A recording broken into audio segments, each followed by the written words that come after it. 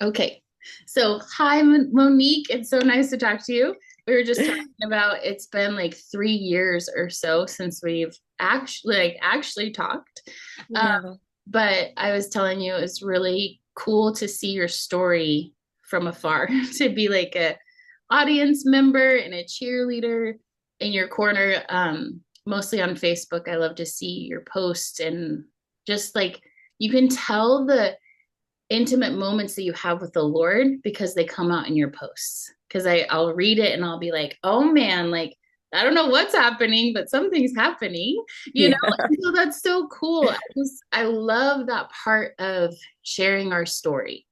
And we don't have to share all the intimate details. Like we don't Yeah. have to share what it that moment meant to us in order to impact people. And Yeah. I think too, like being on the outside and watching your journey from afar, I can relate too to like I don't always like or comment or post or you know what I mean, but Yeah. it impacts me in those moments where I'm like, oh, so cool, so happy for her, and then I take Well, a little bit of away from my heart, and I just kind of see it as like these like little like balls like floating through the sky and like bouncing off of each other. Like we are just lifting each other up every time we post something that is just expansive and hope filled and healing and whatever the Lord is doing. It's like we yeah. encourage each other in those moments. And so I think that's really, really cool. So I'm glad you're here. I'm glad you said yes to like I having know, a, right? I don't know, unscripted I'm so excited to be conversation. here.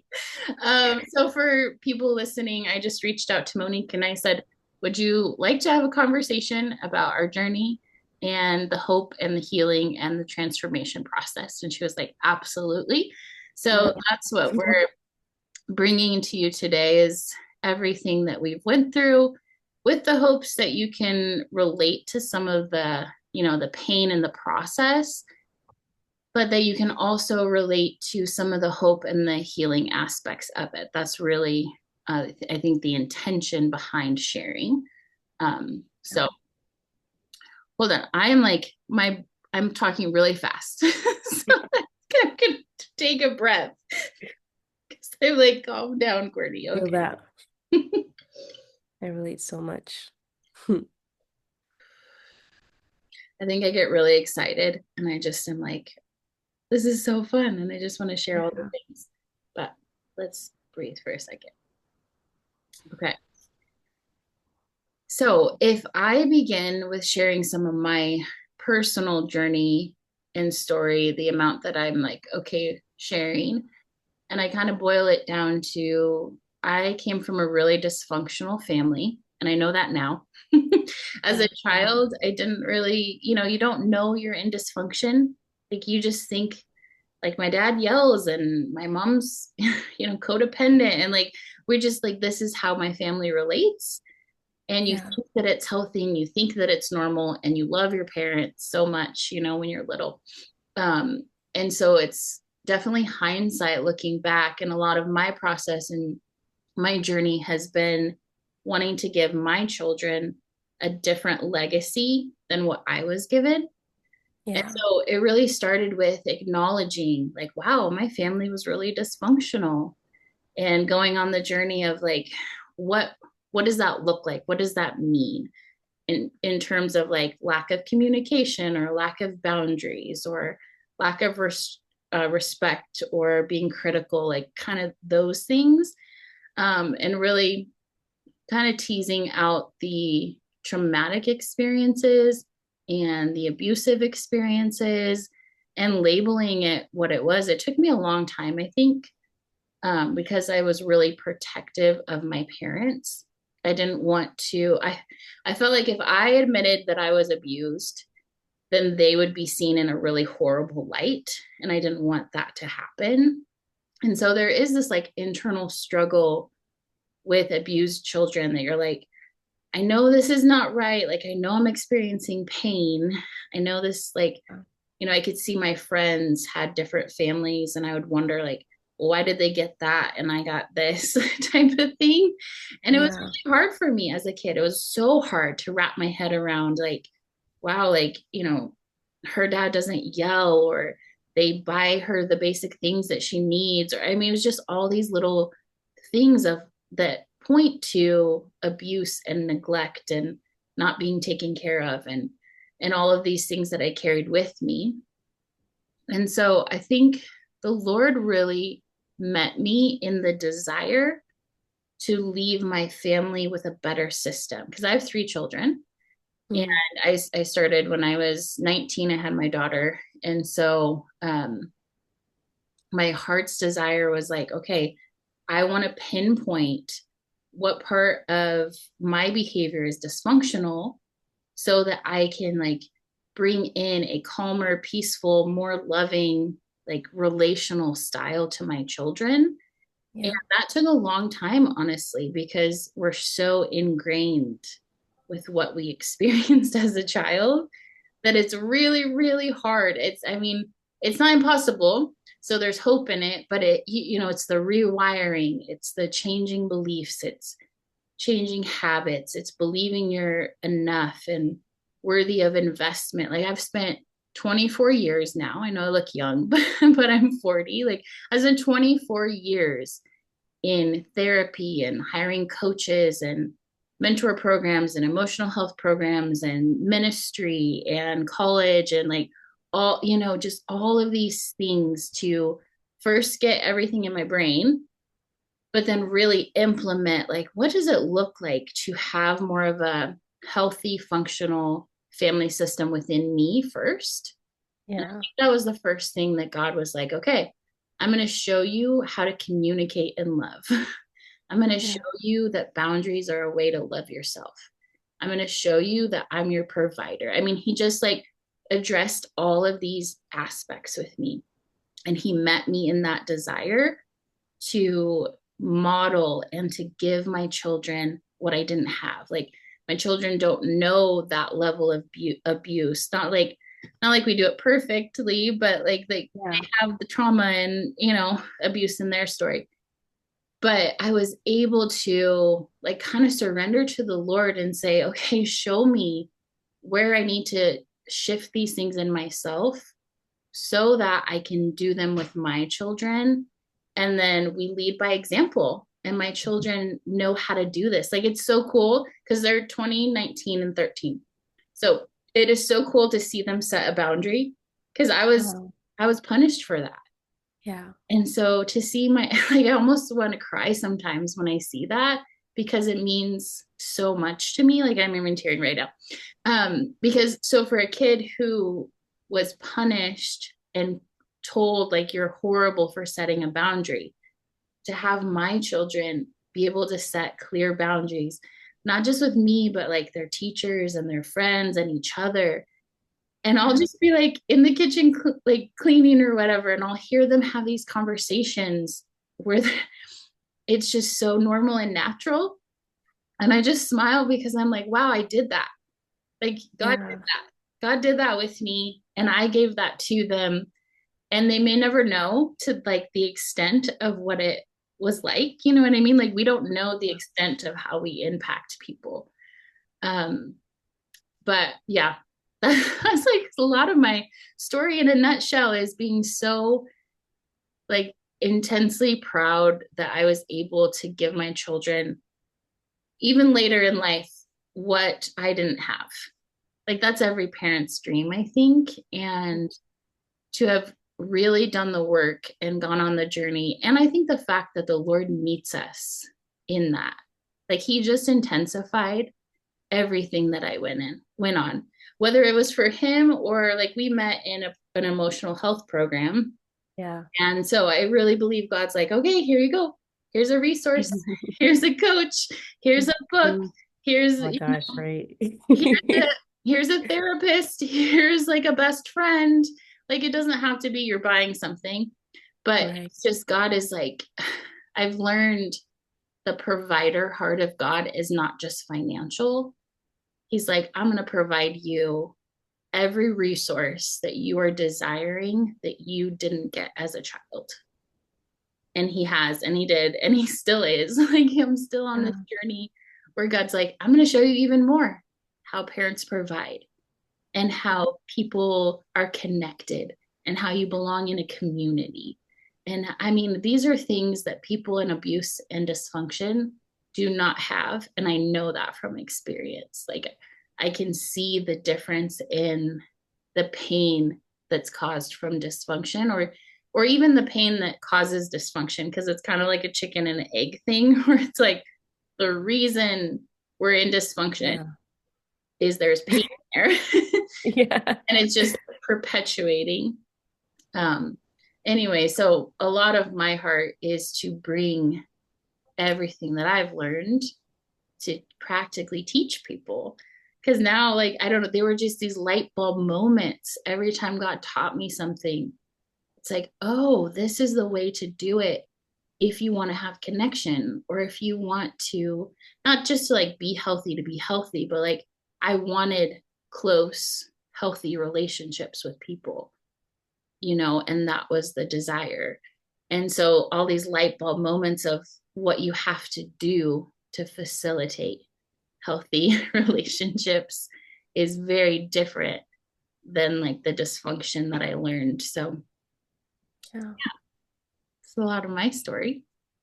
I see Ugh. you shaking your head and smiling. No, it was so beautiful. It's like it made my heart so tender. And I think it's just even like your ability to share tenderly too, you know? Thank you. And so I got to like just be with you on it and just on the journey of your story, and it felt Oh, really sacred. thank you. Yeah, yeah. That was so good. I relate to it so much. And I think with me, I experience a lot of what you experience, and like it's so interesting talking about it with my mom because we have conversations of like I only remember the good things, you know? I mean, I only remember the bad things. Um and it's just like I think a part of my story is I've been so isolated um and like experiencing so much loneliness, and I used to chalk it up to my brother being 14 years older than me, but Mm, um I realize now, especially on this walk with God, that like I just have a very specific brain, like a neurodivergent brain. So I didn't think to do certain things. They just I don't know. And so I went through a lot of things alone, and because I didn't experience a certain amount of witness that I needed, is I've just been in this bubble for so long. And I think the wildest thing that I've gotten to experience with God is like him coming into that bubble more and more. Um, and every time I think he's reached a core, it's just like, oh, there's deeper, you know? And I've just there's been so much that has happened in my childhood. I don't even know what to even bring up because it's just sure. like I will say that I do have see PTSD, and between that and neurodivergence, there's just like a lot going on, um, and a lot of pain you kind of just endure on a day-to-day basis, just trying to think and get through the day and like be accepting by people, Yeah. um, be accepting by yourself. I went through so much self-hatred because I didn't feel like I was acceptable enough. I wasn't doing things the way that everyone else would do it. I was too much or too little. And Yeah. that yeah, that was just that I think that was like the main thing. And that's like when I originally joined the emotional healing program that we met at. Yeah. And it all I could feel was this promise of love, you know, for myself, or I can feel the space that I didn't have inside of my heart Yeah. and my mind, like this promise of peace, this promise of joy, this promise of like getting to have relationships in general, whether it was with myself, with others, with a man. I'm still single right now, but like it's been a worthy journey, just walking with the Lord Wow.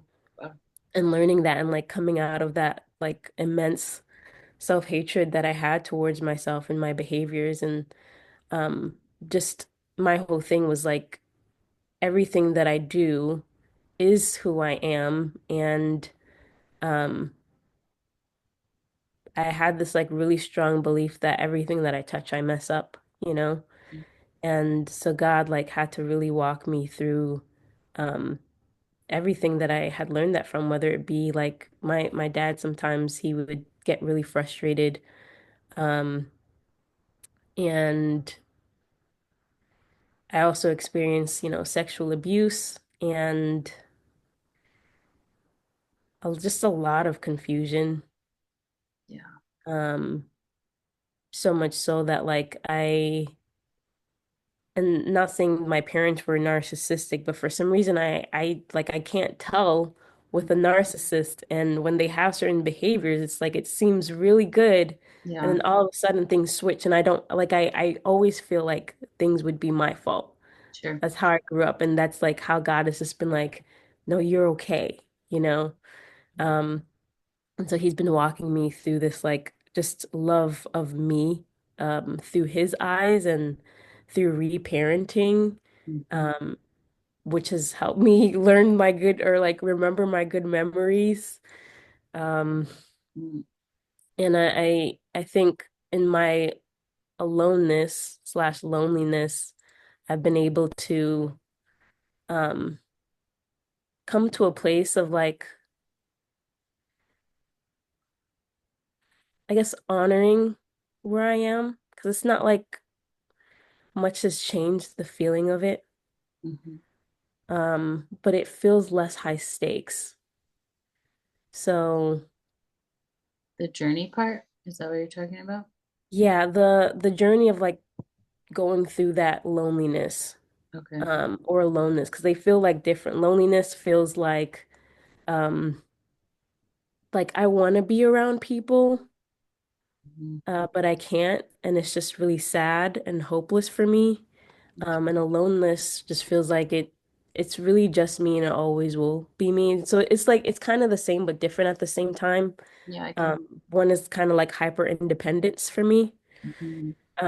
But like like growingly I've been able to be around community, and like I would more and more like the different people I meet, it's like the healthier they would be Mm. over the span of these past couple of years. And it's like so wild. Like even the men that I meet, Mhm. like growingly, like they've just been healthier, you know?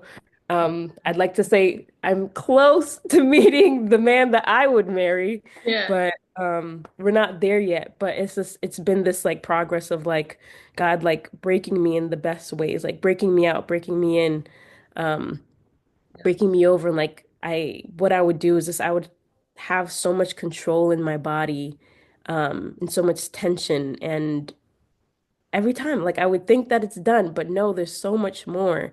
And he's just been walking me on that journey. And I think the biggest thing that I've learned in that is just that he's been with me all this time and he's not gonna leave. There's no too hard for him, you know?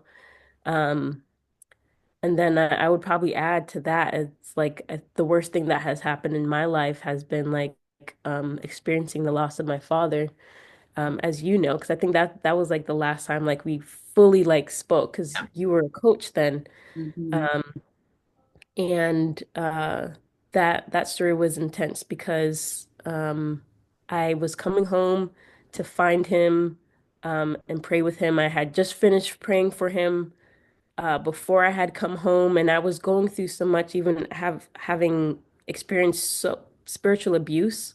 Like a couple weeks before, it was just a lot happening spiritually, Mhm. and I finally felt like I was in a place of focus. And um, then I was going to pray for my dad, and go see him, and we had a good time for the out. Like honestly, we didn't even speak for an hour, maybe like 30, 45 minutes. Um, the house felt so different, so peaceful. And I didn't even realize that that's what that feeling was until months later, that it was God's peace Wow. in the house during that night. Um, and I actually, like, honestly, this story is like so long and so detailed. But I will say that I had a whole, like, just encounter even before he passed. And so I kind of knew that he had passed away, and then God was there, just standing with me and comforting me, but I didn't know that it was true. I thought it was all in my head and that the devil was messing with me, which he was. Mm, But it was just long, and then, I went to, see if he was okay, and then I found out that he was gone. And because of how sudden it was, and because I hardly saw my dad as a kid because he was a truck driver driving all over the US, it ripped something from me where it was just like, I'm never gonna have a dad. I'm never gonna have someone to love me. mm, All I'm gonna do is just suffer in pain. And everything's my fault. I thought about that with the friends that I had, and just I figured that even they would think like my dad passing away, your fault. It's like, oh yeah, um, that's deep. yeah, Yeah, yeah. yeah. And through that time, God had just been calling me faithful, and He's just been ministering to me. And I even had a time with him when he was just like, "Your dad's been exonerated," and so I was just like, "Where did he go?" It's like, is it like, is he in heaven or did he go downstairs? Um, and it's just there was this increase of my encounters with him because it really was just me and God at that point. I did have friends come in with me to some state, and that was like hard too because I didn't know how to like let them love me. But God showed up, and over the past 3 years, He's been having me experience this part of him that is miracles, you know? And I think year three, it felt like one of those,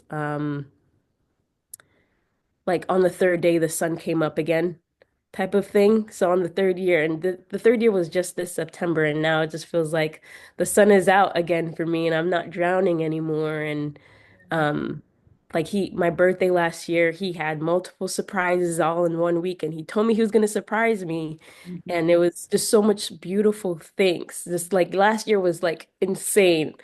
Also, these past couple of years, insane. And he's just been just coming deeper and deeper into my soul.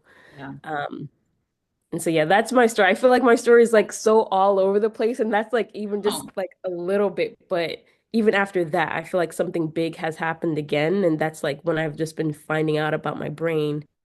But mhm. he's just been like, "No, Monique, I'm right here. Yeah. I'm still here. Yep. I brought you here, and I'm not gonna leave you." Yeah. And so just learning his heart has been like crazy beautiful for me, just settling in that and letting go. Yeah.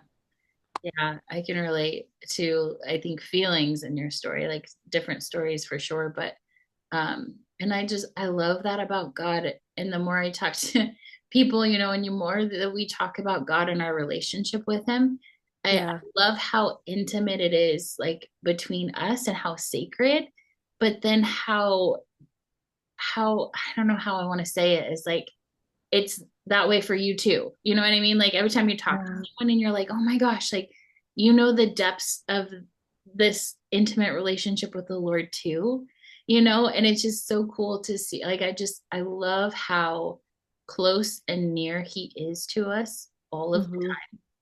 Yeah. I was telling my friend Yeah. the other day, it's like having your phone on speaker with someone in your pocket all day long. You know what I Yeah. mean? Like you don't have That's so to true. like I don't have to pick the phone up. I don't have to push in the numbers. It's just like an open line Yeah. communication where I'm like, Yeah. and she's like, when do you talk to him? I'm like, all the time. Like if Hmm. I need Hmm. help, if I have celebration, if I have a question, if I need a Yeah. hug, like I mean, just all day long. Like I If wake I'm up. watching Netflix. Yeah, exactly. I'm brushing my teeth, Yeah. getting ready in the morning. Like I mean, he's just my companion, my go-to anytime I'm like, wow, that was hard. Like, I need your help here. Or I'm like, oh my gosh, look at that beautiful flower. Like, I mean, it's just like Yeah. anything and everything because he's just right there. So I love So that. beautiful. I love how I don't know, that's just his heart is to connect with each one of us. And when people ask me, like, what do you do or how do you do it? It's like, you don't really do anything because It's so natural. It's just like, and, Yeah. and my story is I have always walked with the Lord. It's only been 10 years. And I know that now, but it's like the most natural thing we can do, like breathing. It's just talking to your creator and the one who made you and loves you and is your father and friend and mentor. It's just talking, just sharing your heart Yeah. and listening, and he shares his heart, and there it's like nothing more than that. Like Yeah. there's no checklist or like this is how you do it, and I like Yeah. that you're bringing up like neurodivergency and the way, this big conversation about how unique our brains are and personalities and all of these things. And I think God like has his thumb on that in our society. He's like, no, I I think so. made each one of these neurodivergent brains. And that's not like a category like neurodivergent and, Yeah. other like normal brains or whatever. Like neurodivergent, Right. there's so many flavors of that. It's just Mm-hmm. great because it's just like your brain is different and everyone, Yeah. and I think like me as a teacher, so I teach middle school, and I can see that with my students. I have 130 students, and throughout the day, like I love the neurodivergent kids because we get to have conversations that are not like we get to have weird conversations. Like they'll just Yeah. come up to me and start talking to me about something. I don't know, like I'm trying to think of my week. Like one student had her cat had kittens, and so they were showing me the pictures, and then another student we're talking about Marvel. I have a Marvel poster on my wall, and we're talking like I mean we just geeked out for like 30 minutes on the characters and their stories and which one we like and which one we don't like, and I'm just like the Lord so loves the way he made us. And I'm starting to get that right now. So that's what I was going with you, like opening to like, this is how God made me, and this self-love part of loving who God made. Cause he's like, no, Courtney, I made you on purpose. Cause every time Yeah. I'm like, God, I'm weird. And like you were saying, I'm too much, but then I'm too little and I'm too loud and then I don't speak up or I'm, I'm weird or whatever. And he's like, I love that about you. I'm like, Yep. oh, I'm like, okay. Yep. Like, all right, He would always say that. And I'm like, yeah, what? exactly. In moments where you're like, man, people are looking at me like I'm odd, and he just leans in and he's Yeah. just like, I love that about you. And there's so much genuine sincerity. And you can tell that he's just like me with my students. He's like, I love this so much. Yeah. And I think I can relate to you too, like having a neurodivergent brain or just like I don't know, ADHD, like all these things, like you want to talk about specific things or whatever, and people being bored or annoyed or giving you weird looks or just feeling like you Yeah. don't have the place where you fit in and connect, and so you do kind of pull back, or at least I did. I pulled back and Yeah, definitely did did. kind of go into that isolation in some places or whatever, masking, hiding that part because it's like it's hard, I think, to kind of carry that with you in a world that's less accepting. At least it used to be, But I love Yeah. that we're definitely more accepting now because it makes it easier when God's like, no, I wanted you to be this way. And I'm like, Yeah. okay, great, here we go. I'm like, oh yeah, I don't blame you. This is actually way more fun. That's what I'm saying. It's like I have so much fun in my life. I mean, yeah, I still get like weird. Like I was at the grocery store the other day and I'm like, just spring makes me happy. And so I'm getting food and I'm like dancing. I'm like literally dancing in the aisle to the point where I look at the end of the aisle and some lady like is mocking me to her Mhm. husband and like making fun of me, right? And I forgot, I didn't even realize that I was doing it. I was just happy. Yeah. Fancy. Um, and there, I had a moment where I was like, ooh, that's not fun, But I was Yeah. with my daughter and I was like, you know what? Okay, so that lady made fun of me in like to her husband, whatever, because Right. it's like, no, I am going to continue. Like some of those things would have curbed my behavior in the past, I think. Um, Yeah. and when people are, friends do things, they can kind of impact us a little bit more, I think, than strangers. Um, Yeah. but it's like, I don't know, just having that equity built of like, nope, this is how God made me. And I'm actually having a lot of fun dancing in the grocery store right now. So I'm going to keep going, Love that. and like living, Yeah. you know, I don't know, Yeah. living. It's funny that you mentioned that because even I think it was just yesterday, God's just been like, if you want to play the song over and over again, do it. It's even especially when the windows are all the way down, because all I could think, I'm embarrassing. No one wants to hear this song all over again. Like they're gonna look at me, all this stuff. Yeah. And he's just like, yeah, just keep doing it. Forget about whatever everyone else thinks. Yeah. So that's so cool that we're living our best lives. Yeah. I love that. Love that. Yeah. I like that. Not tethered. Yeah. Well, Yeah. thank you so much for sharing your story and letting me share mine. We have less than a minute here, and Zoom's going to kick me off. Mm. Um, Okay.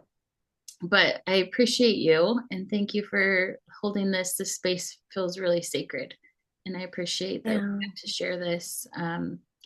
And I'll post some like links if you, I don't know if you work with people too, or I'll link your book and stuff like that too. So if Yeah. people Yeah. are really wanting to go on this journey, there's a lot available for them. But at the very least, I loved connecting with you and having this conversation. So I hope I get to talk to Oh. you, you know, not in 3 years, like before. Right. No, yes, Okay, I'd love let's to stay make that connected. happen. Yeah, absolutely. I'd love to connect more Yeah. later.